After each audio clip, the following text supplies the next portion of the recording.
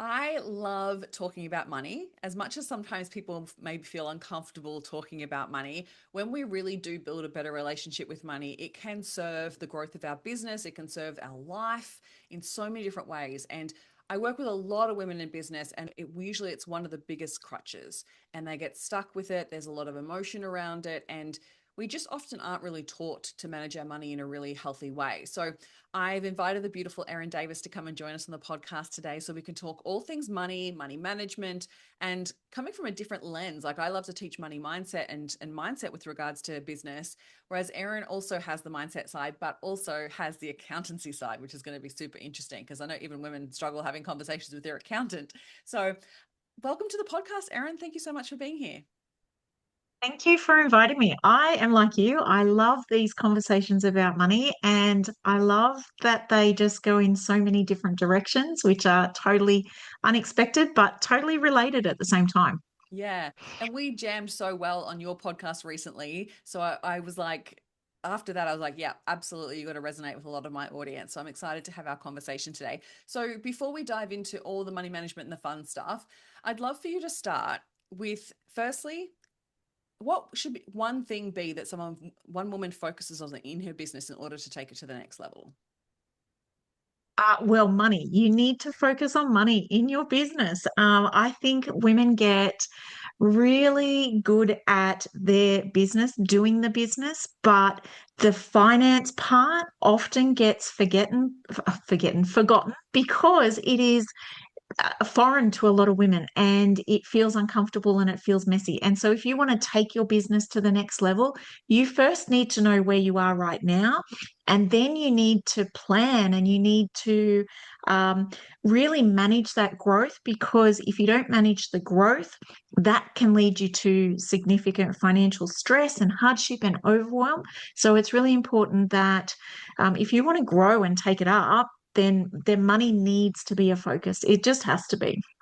I 100% agree. And I feel like one of the things that often runs through our mind as women is that we feel uncomfortable putting it first, or we feel uncomfortable prioritizing our relationship with money.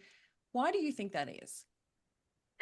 I think we have grown up, a lot of us, in a society where money is just something we don't talk about. It feels like we're standing on stage naked, we're totally exposed, and it is so personal that we just don't talk about money. And that then translates into our business because we feel like we can't have these conversations, or we should be further along than what we are, or we're embarrassed to actually admit that we don't know what we're doing. And maybe we've been in business for a while and think, oh, well, maybe they just expect that I already know this. So now if I come and ask a question, it's going to, well, what does that say about me? Who am I? What does that look like? And I think that when we start to think about these conversations about money, it just creates these icky feelings in our body if we're not used to it and we don't practice how to have those safe money conversations where we feel really supported. Absolutely. So I'd love for you to tell us a little bit more about why you're so passionate about this and tell us about your background. Where did you start? Where are you at now? How are you helping women now in business? Yeah, thanks. So I'm an accountant. I have been for over 30 years. And I think I stepped into accounting back in the day at school. I was good at maths and I just went, oh, well, I'll be an accountant. And that was just sort of the path that I stayed on for such a long time. And I really worked through my career, but looking back now in hindsight, I really had such a horrible relationship with money. I was career driven, I was focused on my career, needing to show up, to do all the things, to be leading a big team, leading a big client base, being the person for everyone. But I was the one that was sacrificing myself, falling in a heap and an emotional mess because I was so attached to money in the bank. I linked my success to the amount of money that I had, which seems silly when you talk about it, but that's just how I felt. I felt like I needed to keep going and keep pushing, and that was how I was going to progress my career. And so I got to the point where it was like, I just can't keep doing this. I can't keep showing up for my kids like this, my husband, even my work and my clients. Everything was sacrificing, and I felt like I was failing at absolutely everything. And it sort of got to the point where I was like, I just can't keep doing this anymore. And I had a relationship fallout with my daughter. And like she was only 13, but that moment was like I didn't bring kids into the world to feel like this or to have them feel like that. And it was just that I was at capacity and operating from that space where it was all just too much. So it was at that point I realized, well, something needed to change. I needed to do something different. And for a very long time I actually didn't want to talk about money. I didn't want anything to do with this situation at all because I didn't want to be an accountant anymore. And it was like, well, I just need to do something else. But I really love inspiring people, creating change, having them do things that they didn't think they could do through the things that I was doing. I love trail running. I've had a hip replacement. I run 50-kilometer marathons.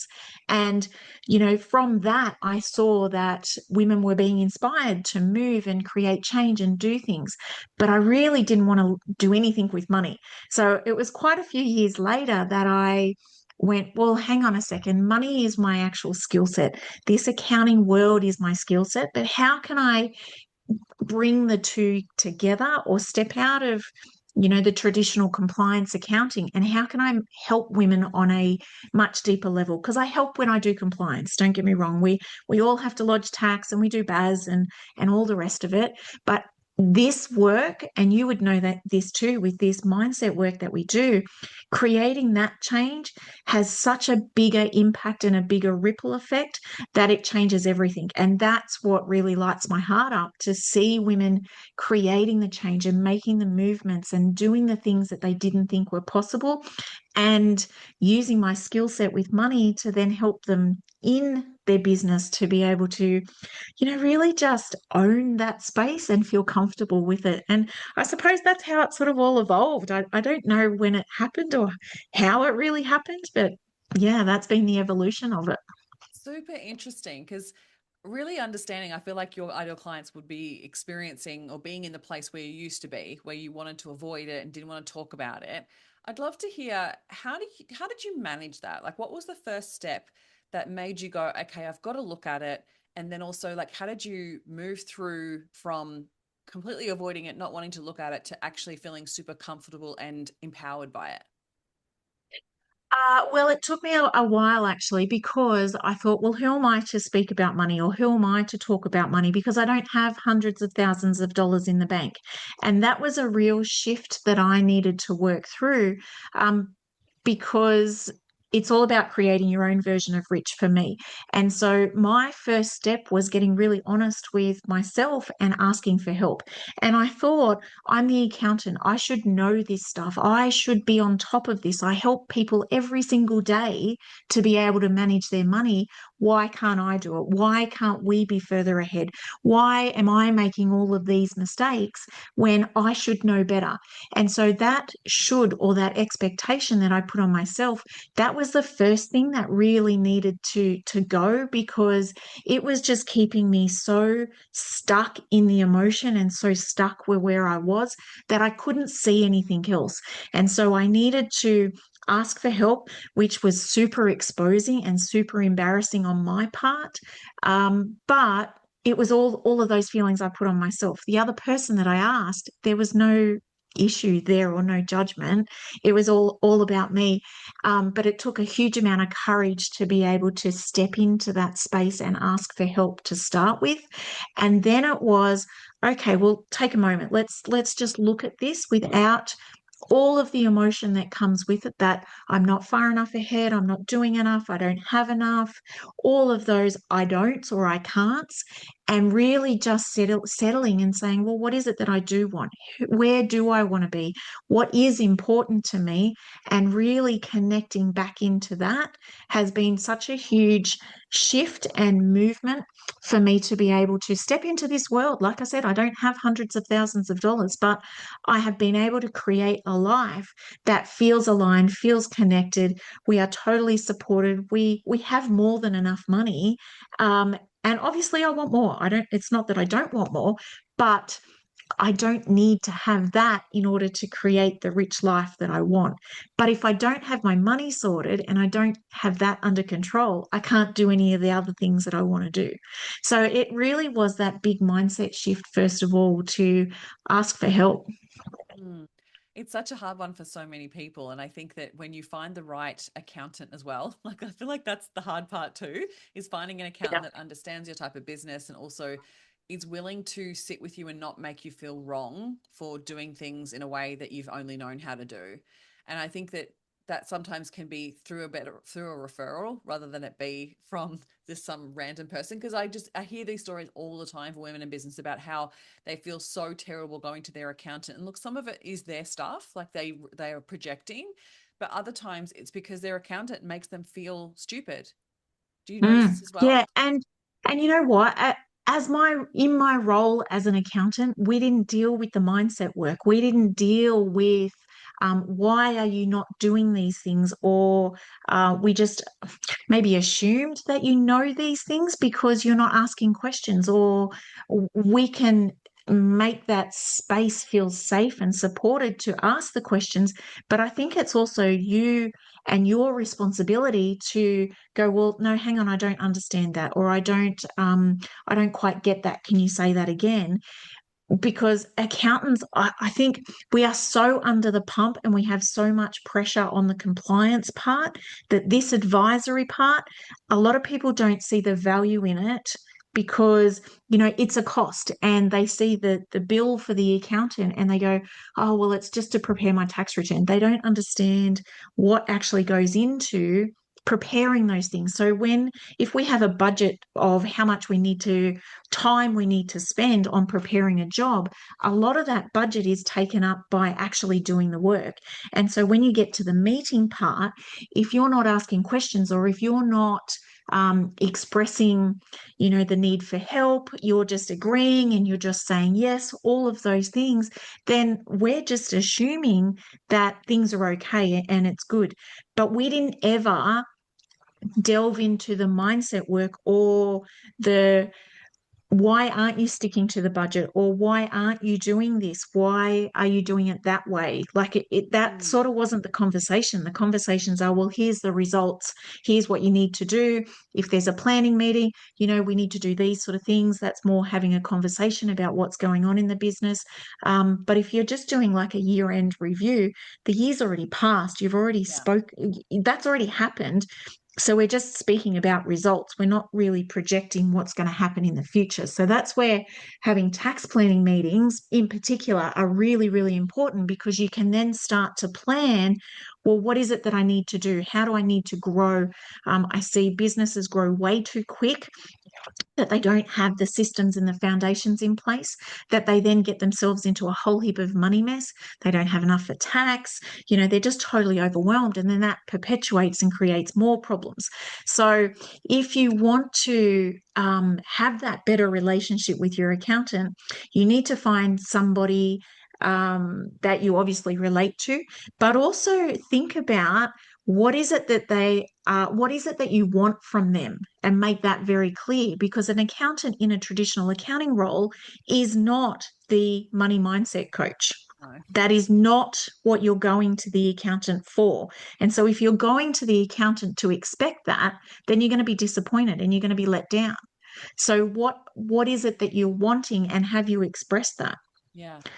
And even acknowledging as well, like if you're not asking for the right support, then they can't give it back to you. So, like being prepared for your meetings and asking those questions is so key. I remember saying to a client of mine, and had been avoiding her accountant for a really long time, and she had the mindset of like, oh, they always just make me feel silly. And I was like, but maybe they're just assuming that you already know. Like you've been in business for like quite a few years now. Like maybe they just assume that you already know.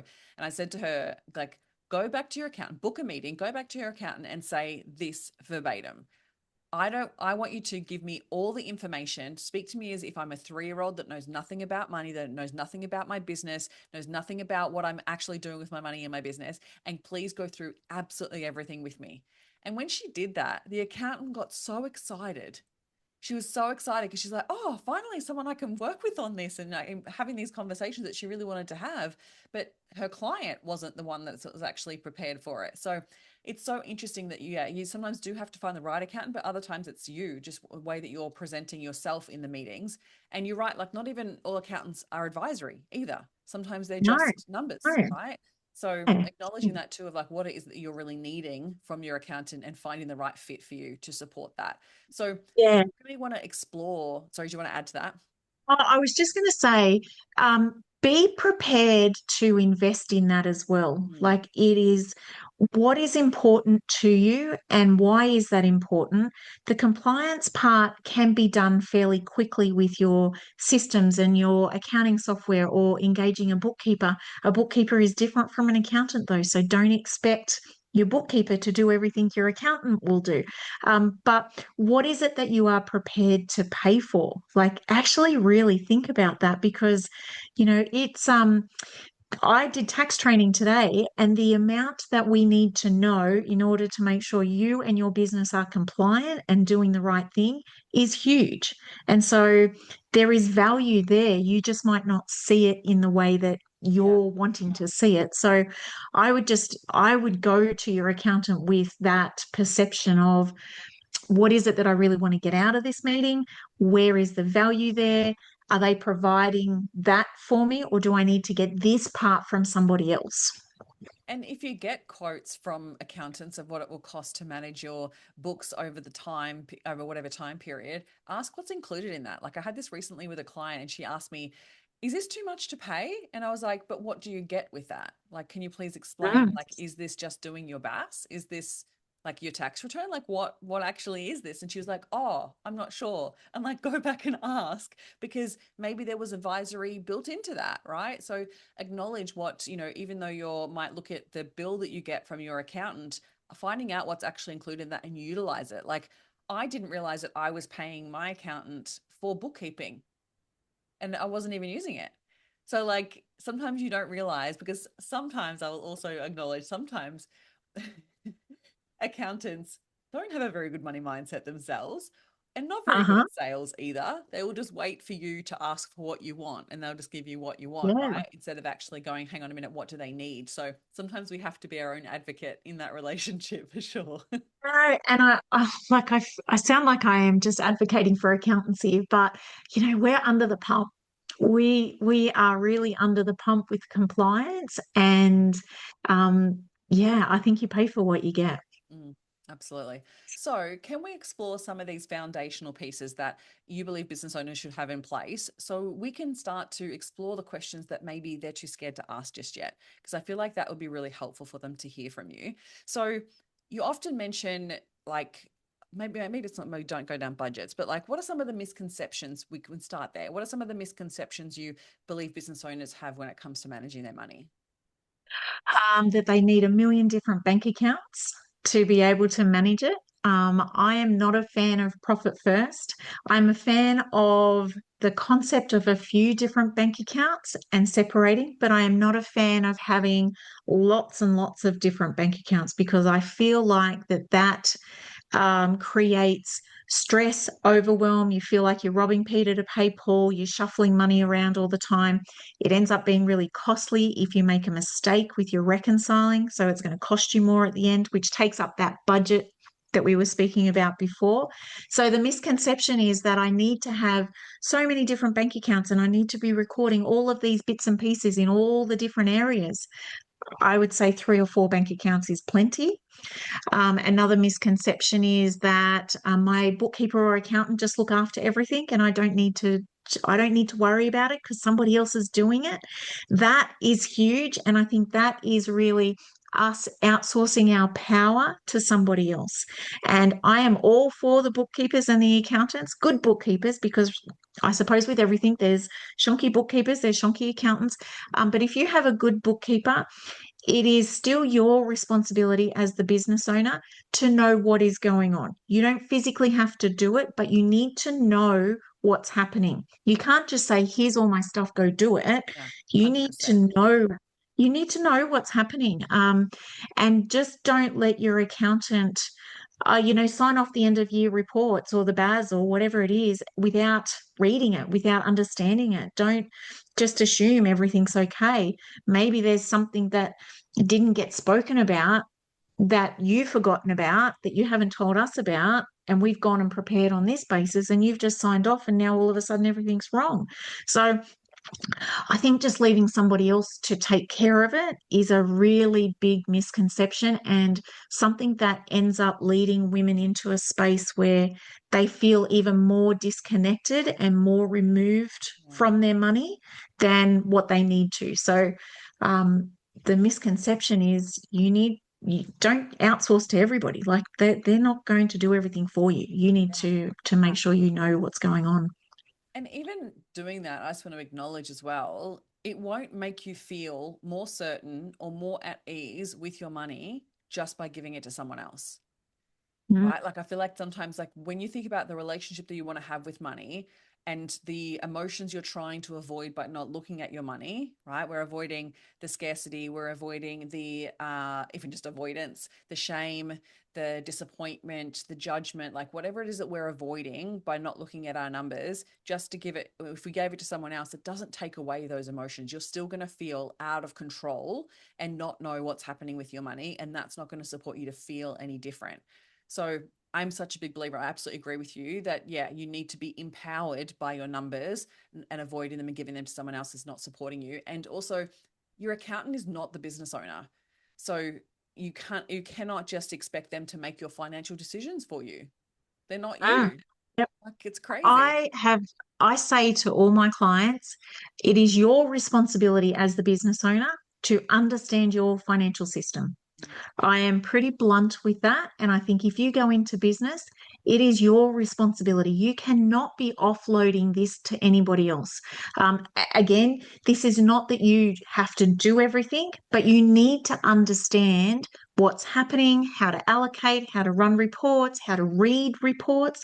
Like I see so many business owners that do not have a clue how to open their zero file and actually run a profit and loss.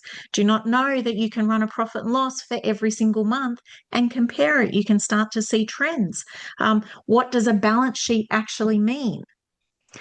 Again, you don't have to do it all, but you need to Yeah. understand it. And this is So not, you don't need to go and get an accounting degree to do this. We're not talking that level of depth or understanding, but I am such a believer that if you are in business, it is your responsibility to know your numbers, period. absolutely agree. So let's make it super easy for them. Let's tell them what is a profit and loss and what's a balance sheet. Let's start there. So a profit and loss is for a period of time. So from this date to this date, this is all the income that's come in, all the expenses that have gone out.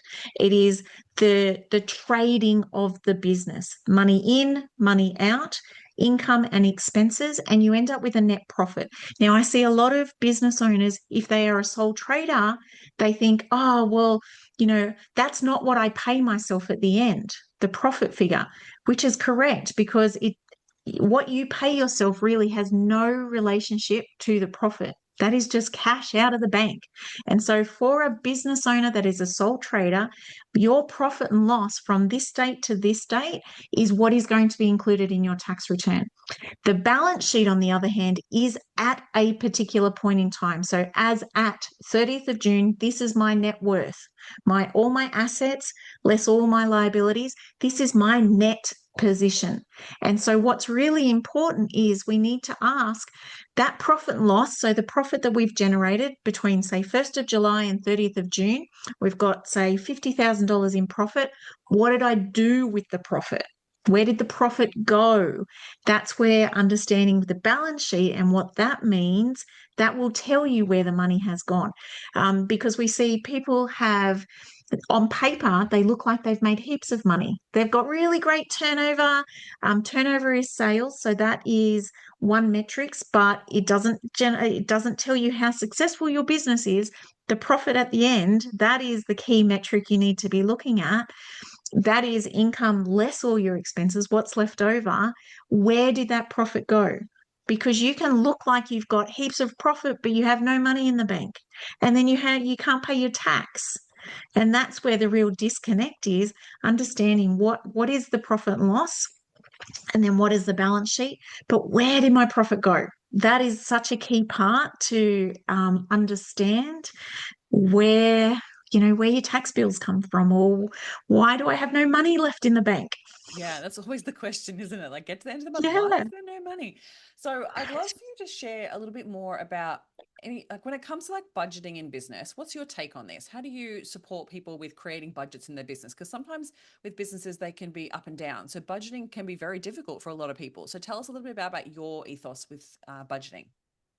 Well, I don't feel like budgeting works for everybody. I think it is about finding your money rhythm that works for you. But Jackie Clark really talks about this beautiful concept of how much does it cost you to open your front door, which I absolutely love. And that is, know how much does it cost you to open the front door of your business. And as you said, the business is up and down. We have some good months, we have some good weeks, we have, ups and downs. But that's where you can look at, well, what's happened in the last 12 months? What's happened, each month? You can start to see some trends. You can start to see some things that are um, they are going to happen no matter what. It doesn't matter how much your sales are, you still have to pay these subscriptions. You still have to pay this rent. You still have to pay this insurance. So you get to know what costs they are, and then what costs are dependent on the sales that you have. So wages are dependent on usually how much you have in sales. Like if you have a big increase in sales, does that mean that I have to be doing more, or do the sales come from a passive type of investment? What's the correlation or the relationship there between increase in sales and increase in wages? If wages go up, super goes up, workers' comp goes up, payroll tax goes up. What are those associations? What is my advertising sort of average spend? So my philosophy is, don't be so strict with a budget that this is, I have to have all of these things, or this is exactly what it is. I like to look at, well, what does the last 12 months tell me? Because that history is really good to be able to analyze it and start to see some trends. But then how much do I need to make every single week just to cover my costs? On average, how much do I need? So it doesn't matter whether your sales are up and down. You know the figure that you need to make every single week just to cover your costs. Over and above that is the cream. That's the icing on the cake. That's the extra. That's the bonus that you pay yourself. All of those things. But at least you know what that minimum is every single week. Does that translate into the number of courses you need to sell, the number of clients you need to have, the number of, how much in passive income do you need to have coming through? We can start to then dial into, well, where does that income come from, and what does it look like, particularly like numbers. When you say, oh, I need, $10,000 in every week, where is that 10,000 going to come from? Now, what are the different combinations? Where do I put my time and energy? So I, I sort of I sort of don't really stick to a budget. I don't really have a budget. I really like Jackie Clark's idea of what does it cost you to just open the front door? Yeah, that's how I run. That's absolutely what I do. And I call that my burn rate. And then I also have a number that I aim towards, because I think sometimes if you just have the minimum number in your mind, you end up not only manifesting that, but you end up just hitting up against it. Whereas if you Yeah. have the next level, like actually factor in your bonuses of what you do want to pay yourself, other things that you Yeah. want to pay for, other investments that you want to make. I even look at like not just my advertising, but like the networking budget that I have of how many events Ah, I'm going to that month, and I aim towards that number. Otherwise, you can end up just hitting your minimum because that's subconsciously yeah, sitting yeah. in the back of your mind. I also think too, as business owners, we need to factor in that time off too, because if you are as a sole trader, you don't get paid holiday pay, you don't get paid sick leave, any of those things, but the business expenses still need to tick over. So we need to build in that buffer of, well, how much do I need to have sitting in my buffer account? I don't like to call it an emergency account because to me that feels like you're waiting for some Yeah. disaster to happen. One of my clients calls it her freedom account. So how much do we need to have in there that covers, I want 3 weeks off at Christmas, but I've still got all the bills to pay. How much do I need to have that? But I agree that we need to, extend ourselves and push ourselves so we're not sitting at that cap. But I think it's important from a numbers perspective to go, well, this is the minimum. This is absolute minimum. That's what I need to hit. But the goal is here, but why is that goal? And that all comes into the drivers of, well, what does that money provide me? Where do I want to be? How do I want to live? What's that rich girl life look like? That comes from that bigger number, but at least you know that everything is covered. Yeah, 100%. So, what you mentioned that you prefer to work with like 3 to 4 different accounts. In one of those sounds like it's the buffer account. What are the other accounts that you like to work off? Definitely a tax and super compliance account. I like to be transferring every single week the amount of GST that I need to pay and the amount of tax. If at the so your BAS has what's called a PAYG installment. Now that is your installment of tax, whether you're a company or a sole trader, your installment of tax towards the next year. And so if your financial position is that you are very similar to last year, those quarterly installments will cover your annual tax liability. So when you are thinking about, well, how much do I need to put aside each week? If you just work on, well, what's the average of the last year's BASs, get an average per week, put that aside. That will then cover the tax that you need to have. So that covers your tax, your GST. Super is a little different now because we've got payday super. So every time you pay wages, you have to pay super. Whereas before, you didn't have to pay super until the end of the quarter. So it's going to be much easier on cash flow now to, as soon as you pay your wages, immediately just pay your super. It's done. Women are great at putting everybody else first and not paying their super and, letting super disappear. But it's really good that we have payday super happening now. So definitely like a tax account, I like a buffer account. If you've got something specific that you are saving for, that you need to separate it, and then you have your operating account. For me, that's enough. But I always say money is not a one size fits all. It is not just here, go do this. It's about working out what do you need in order to simplify, don't overcomplicate, but still have enough discretion and control that you can feel like you're managing things. If three accounts is not enough, then what else do we need? How else do we need to make that? But don't think that I need to have like a million different accounts, 10 different. I've seen clients with like 10 different bank accounts, and it's like, oh my God, it does my head in because I just can't follow what's actually going on. But don't do it out of fear that I need to have all of these things separated. Like, trust yourself and go, no, well, I know how much I need to be putting in these different accounts, and I stick to the plan. So then my tax is paid for, my GST is paid for, I've got this big item that's paid for, my savings are paid for, and then this is what I've got left in my operating account.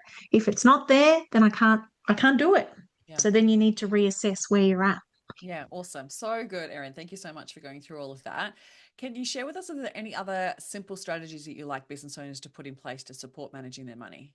Anything you haven't touched on? I think definitely make sure your record keeping is up to date. Like, file things, keep your records neat and tidy, like respect it, love it, actually show it some love because it's about what are you taking care of? Like, how are you showing this money that you actually value it and that you take care of it? So definitely make sure your record keeping is up to date.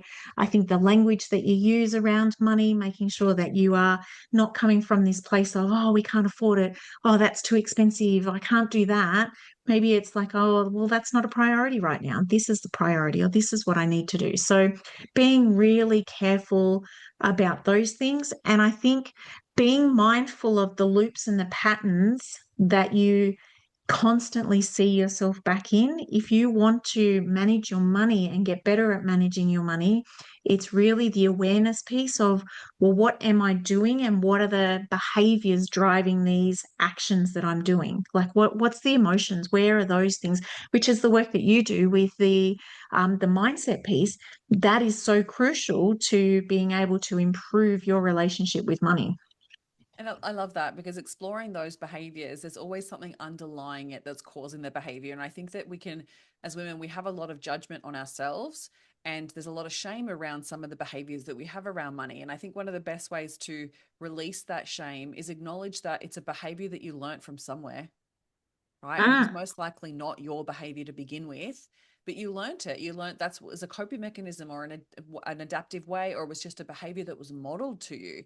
And so if you acknowledge that, then a really great way to disconnect from it is to actually find out, like, from your recollection, whose behavior was it that you've now adopted, and ask yourself their relationship with money, what was it like?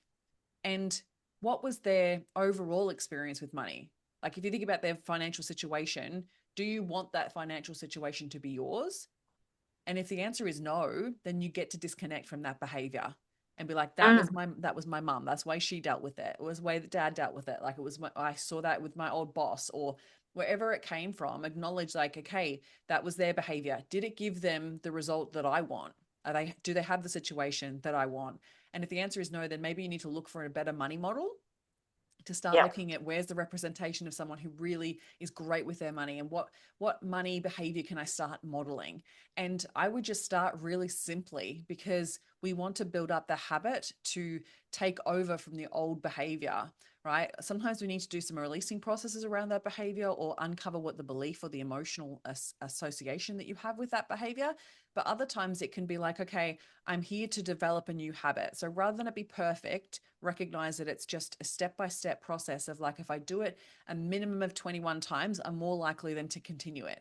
So set yourself that little goal just to do that behavior 21 times, and you'll start to give evidence for your brain to be like, okay, I can do this. And then before you Yeah. know it, it becomes a whole new behavior. So if you're at the position right now and you're hearing this and you're like, oh, this is all really great, Erin and Christine, this is so good to hear, but I'm already so stuck in being an overspender. I'm already so stuck in avoiding my numbers. It's just a behavior that you've practiced. That's all it is. Which means then you can practice a new behavior. If you have learnt that behavior as the coping mechanism, then you have the ability to learn a new behavior.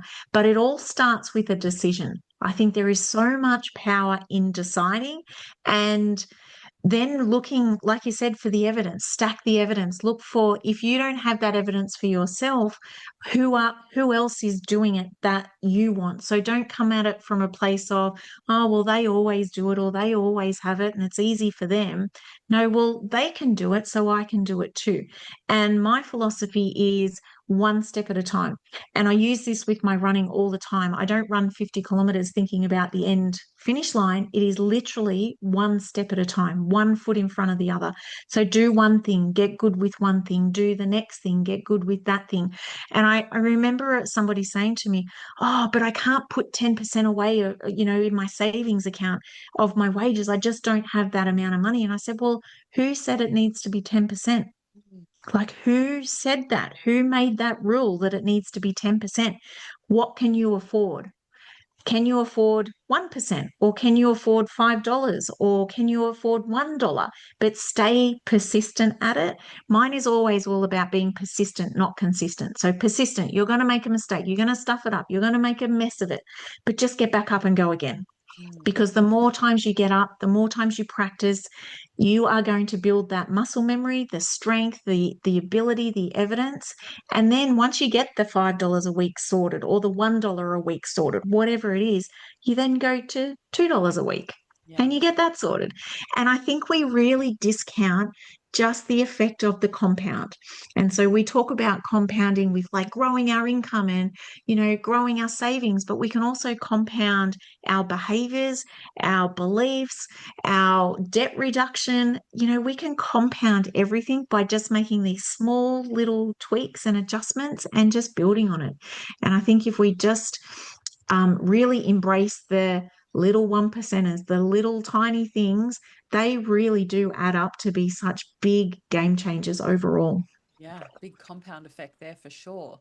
And so, even if the first step is just setting aside time to actually review your finances, like I'm a big believer of encouraging my clients to set aside money dates on a regular basis and starting like weekly and getting comfortable just looking at your numbers. Like, if you recognize that you're an avoider, set that time on the calendar at a time that you'll actually do it. Like, be conscious of that. Like, don't set it at a time where at the end of the day where you're so exhausted and you've had a big day, you've got no dopamine left, and then you don't want to look at your finances. Like, it's not a good time to do it. Set it and make it a money date. Get a glass of wine if it's the evening, or take yourself out to a cafe and do it there. Like, set up a relationship date with your money and go through everything. And then the more you do it consistently, like Erin's saying, like that consistency, you'll build this new association that you know what you're looking at, you know what you're doing, you're good at money, you're good at managing money, and then it becomes so much easier.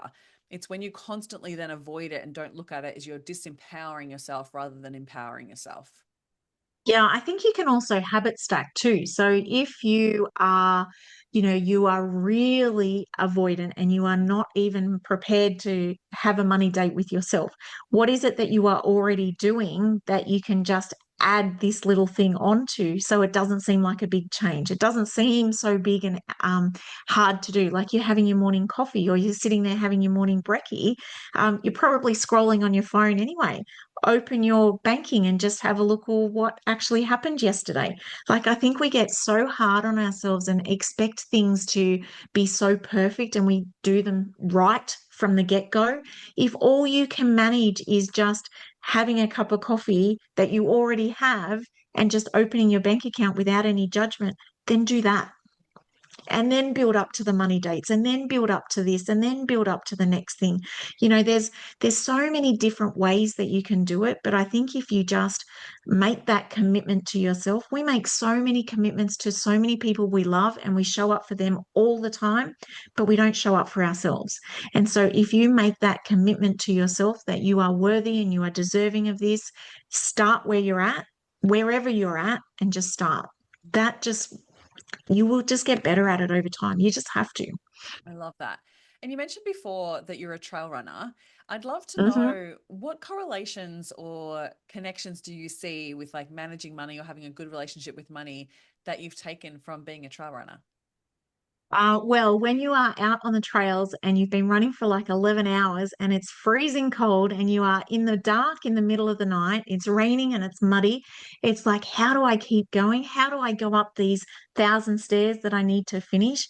It is like you have to draw every ounce of strength and grit and resilience that you have to pull yourself up that. And it really showed me crossing the finish line for that very first race was I can do hard things. I can do hard things, things that I never actually even thought were possible. And when I signed up for it, 50 kilometers, I don't think I really realized just how far 50 kilometers was. And I was going into it a bit naive and a bit oblivious to, well, actually, 50 kilometers is a long way. But when I'm out there, it is like literally one foot in front of the other. Do not stop, do not sit down, because if I sit down, I won't get back up again. Um, and I think that resilience and the mental strength that you need when you are in the middle of the bush, talking to yourself, questioning every single life choice you've ever made because you're hurting in every single part of your body, you've got to keep going. And it's the same with our money. I just see so many correlations between running a business, running your money. You need strength and you need grit. You need this grit of like, of course I can do it. Like this, like it's sort of a bit strange to say, but you just have no doubt that you're going to get to the finish line. I think we need to have that more in business and we just back ourselves and go. I think we overthink things too much and we start questioning everything. But I think if we just really back ourselves and literally one foot in front of the other. What is the next step? That has probably been the biggest thing is the grit and one foot in front of the other. Yeah, I love that. And even if you're not a trail runner and you're listening to this, I'm sure there's an area of your life where you've had to have grit for, and you can transfer that Yeah. across to where you're experiencing that within your business or your money. And I would love to hear as well, like I feel like there's an element of it's different the way that men manage money compared to women, and how we're very conditioned to believe that it's not our place. And when it comes to running a business and managing your own money, sometimes there's that negative, oh my gosh, I don't even know where I'm going with this question, but like, what do you notice that is unique to women when it comes to managing their money that you wish wasn't the case? Um, we just don't back ourselves and go after it.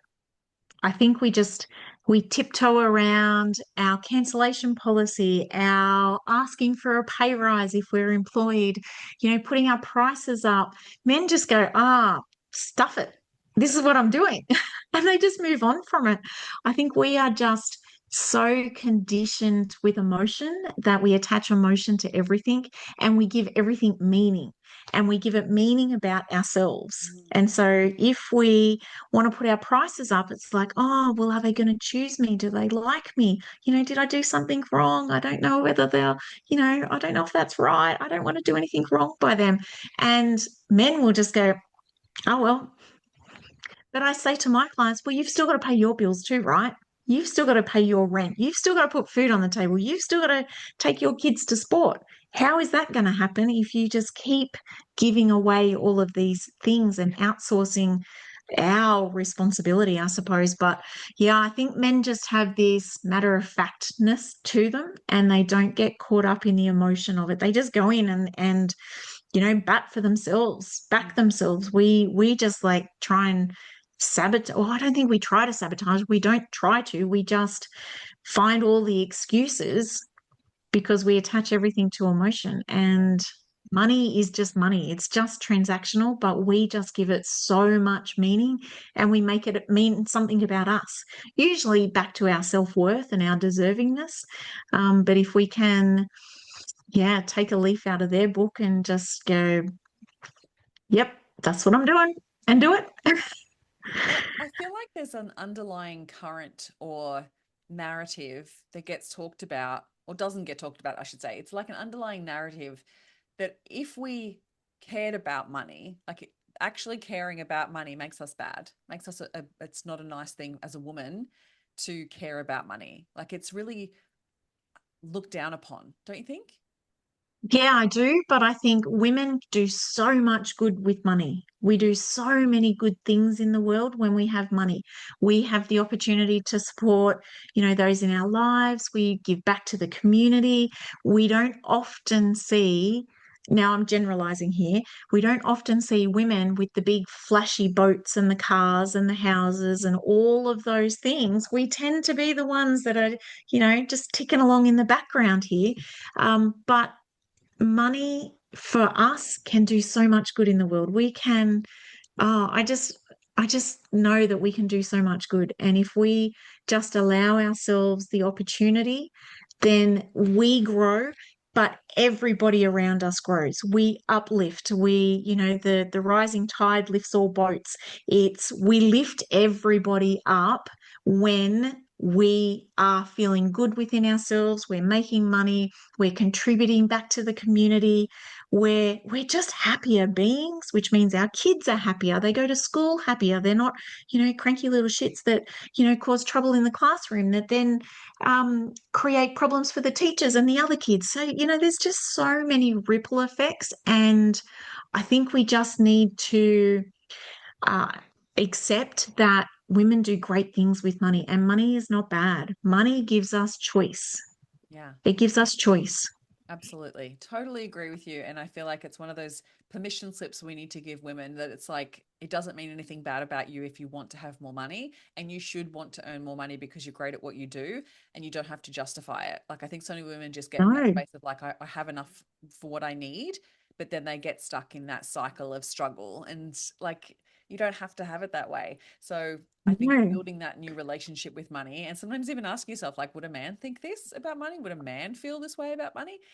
If it helps pull you out of that. So thank you so much Yeah. for today, Erin. It's been such a joy chatting with you. Is there any final piece of advice you'd love to leave the listeners with regards to managing their money? I think it is about backing yourself. Like you are worthy and you are deserving of good things. You are better than what you think you are. And it's about really just taking back your power because I know, as I have said numerous times, money gives you choice and it gives you freedom. It gives you the ability to choose. Do I stay in this relationship? Do I stay in this house? Do I stay in this community? Do I do these things which if you don't have money you don't have choice. And I just know that improving your relationship with money is creates such a far reaching impact, or creates such a far reaching impact. I can't even get my words out. it I'm just so passionate about this because I know that money creates so much change in so many areas of your life that you don't even expect, and we leave it to somebody else to sort out, thinking it'll be somebody else's thing, they'll look after it, they'll look after me, it'll all be okay. But we really need to take ownership of it. We need to take back our own ownership. That's not to say you need to do everything yourself, but you need to own it. You need to own your space, and you are absolutely worthy of and deserving of owning that space. Couldn't agree with you more. I hope everyone feels really empowered by today's conversation. Erin, how can people find you and connect with you? So I'm on socials, Erin Davis Money. I have a free Facebook group, The Grounded Rich Girl. You will find me there, LinkedIn, all over the place. But yeah, just reach out on all the socials. Amazing. Thanks so much for being here today. You're welcome. Thanks for having me.